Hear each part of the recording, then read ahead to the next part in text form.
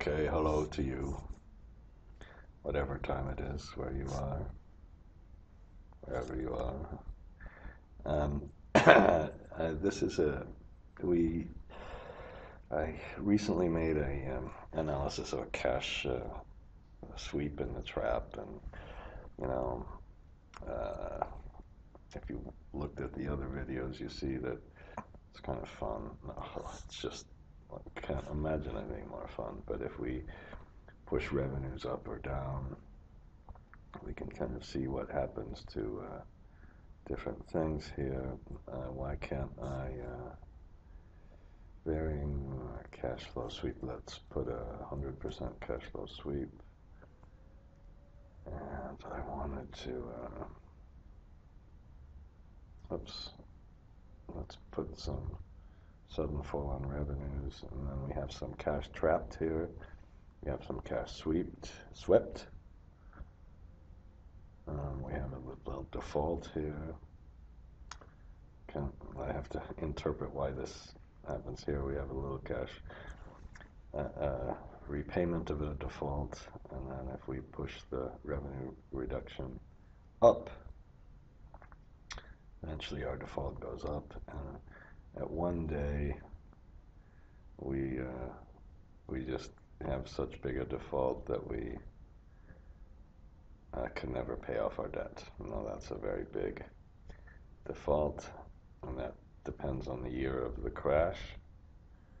If the year crashes earlier, here we have a default, a worse default. If the year crashes later, we're kind of okay. And we can see what happens. And that's making a graph of the cash flow waterfall, which is a good thing to do, probably. If we have no cash sweep, then we can, we have a bad default. And even if we have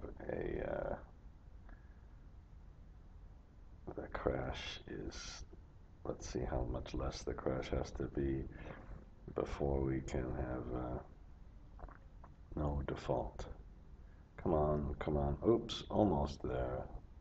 Almost there. There. Okay. So in this case, we have no cash sweep, and we're able to finally repay the default.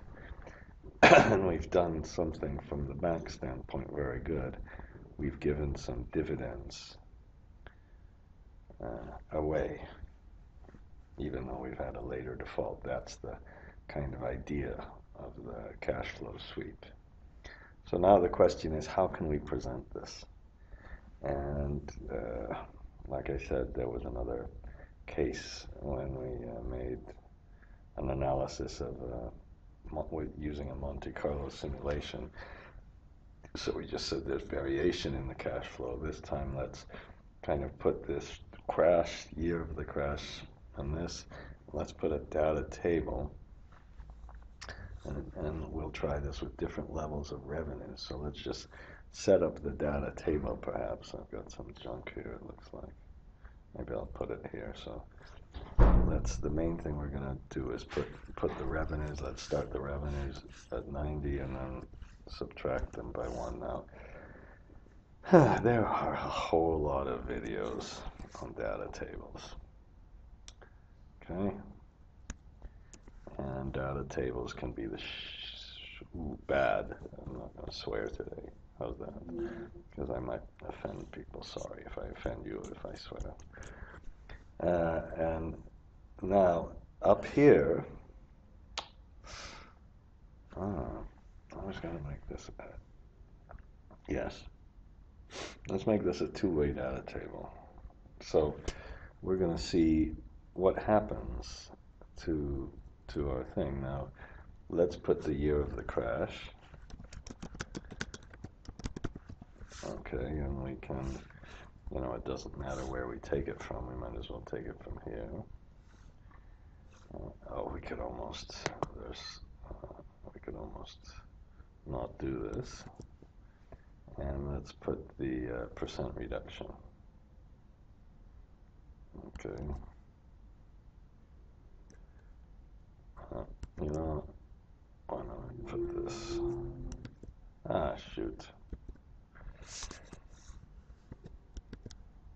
Okay, so I'm going to just put this backwards. You know, some people, I saw fancy people do it like this. And then we put that in. So now we're going to try to do an analysis, and we'll put our different kind of cash flow sweeps in here. Okay, and then we'll see how much money is defaulted, what our default is now.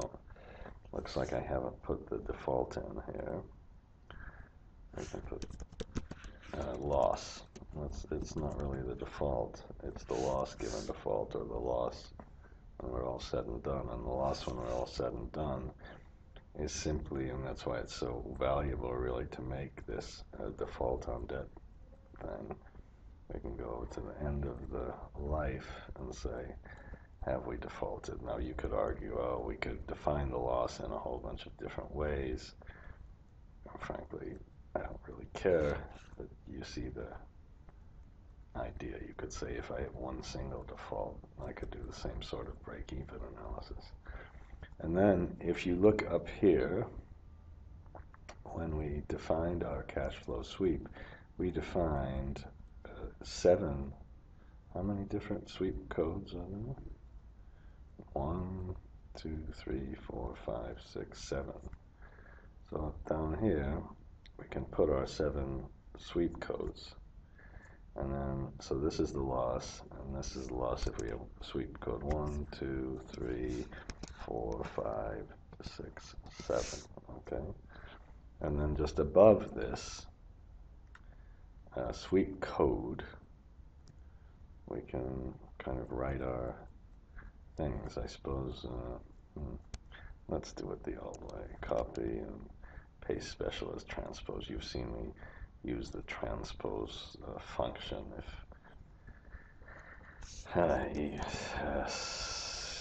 E, right? Okay, and then we might as well wrap the text a little bit. And now we have our table, and we can just look at our table and see what level of cash flow is making our crash occur. And then what we can do is we'll keep this sudden fall in revenues, but at first, let's have no fall.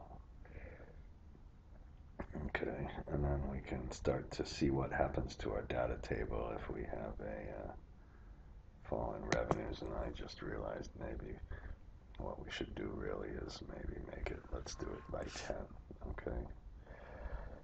Okay, so we have no fall in revenues, and then we'll also start with our,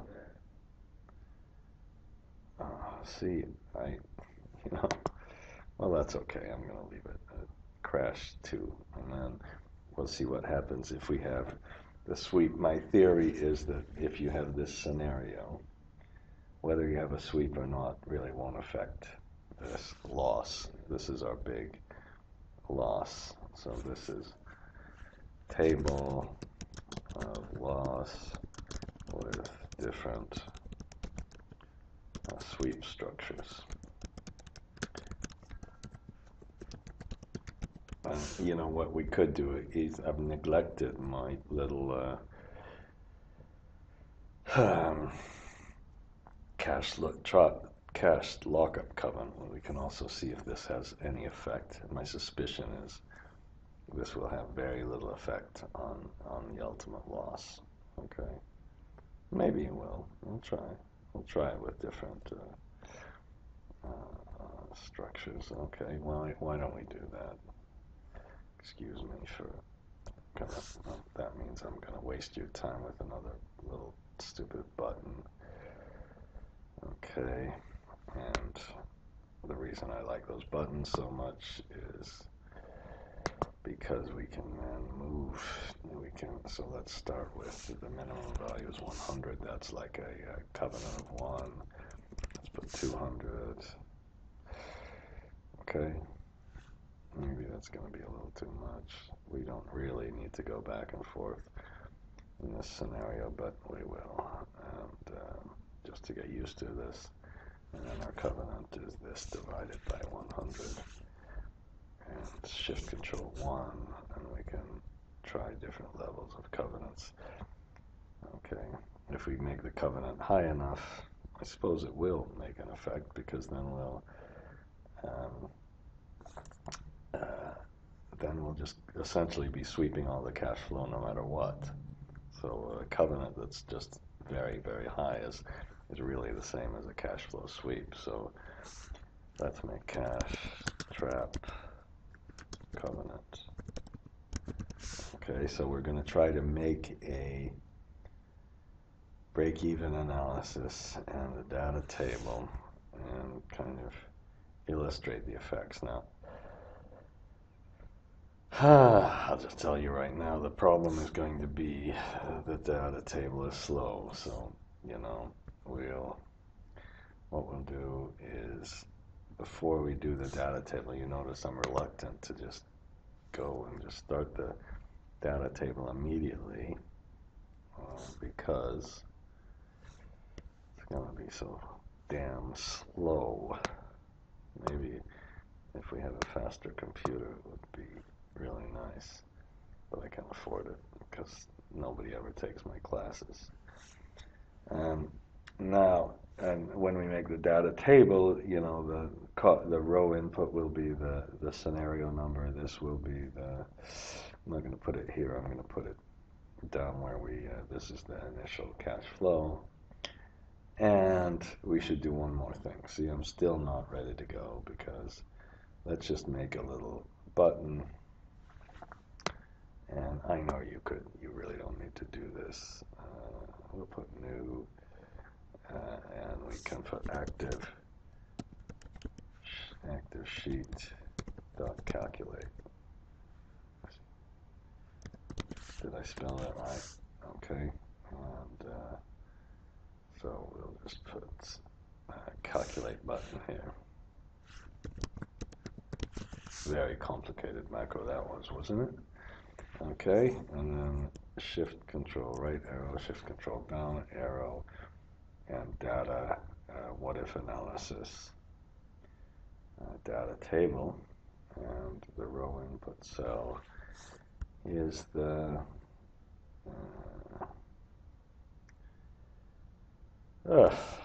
scenario number.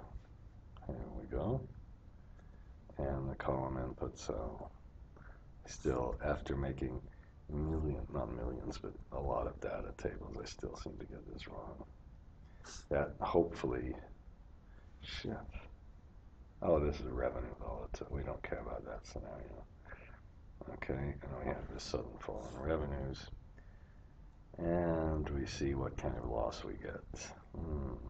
And what happened is we didn't recalculate this, so we'll press the calculate button. And oh shoot.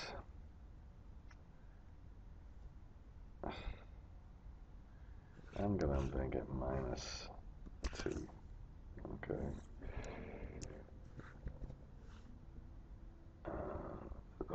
I must have the automatic. And then if we do this, notice that the stupid cash flow sweep made no difference at all, unless I did something wrong. Okay, but now let's change this scenario. So let's put a reduction. Let's say we get a cash flow reduction. Now that's in year 2. Let's make it in year. Oh no, come on. If we have no sweep, then look, we have a default with these different sweep structures. We're getting less defaults, and we can push our cash flow down before we get a default. That's what I was trying to show you. Okay, and it looks like I have it on automatic, and it's working a little better than I thought. Now if you change the covenant, is it changing things a little? It is changing things a little bit. So you can also evaluate the effect of the covenant, and if Reduction goes up, then we have a default in all the scenarios. Okay. If the reduction is less, we can see kind of when the default starts in different periods. Looks like the percentage cash flow sweep didn't make that much of a difference. Let's put a softer covenant in, and then when we put a softer covenant in, I suspect, I'm hoping that didn't really have much of an effect on the difference between the sweep structures. I'm speaking with my hand in front of my mouth because I'm for some reason I'm nervous about this. And then if we have a different year, we can see when the default occurs. So that's some risk analysis. And if let's put a higher percent reduction.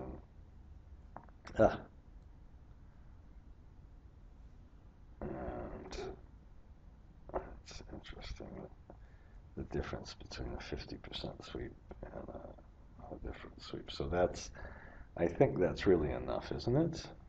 That's enough. So I think at this point we'll review. If we put, okay, let's put the thing back. So if we just don't have a sudden fall in revenues, here's the IRR. And if we have no sweep, we get a high IRR. If we have 100% sweep, we get a much lower IRR. Now, you can offset this IRR by having refinancing. So you just have to refinance earlier. So you can, if you're a bank making an argument, you can say, well, we're going to put a cash flow sweep in, but if you're so good, just go and refinance anyway. Okay. Now, the next thing we did was we said, look, if there's no crash, it really doesn't matter if you have 100% cash flow sweep or not, no cash flow sweep. And the reason is, if you go down far enough, you don't have any money to sweep.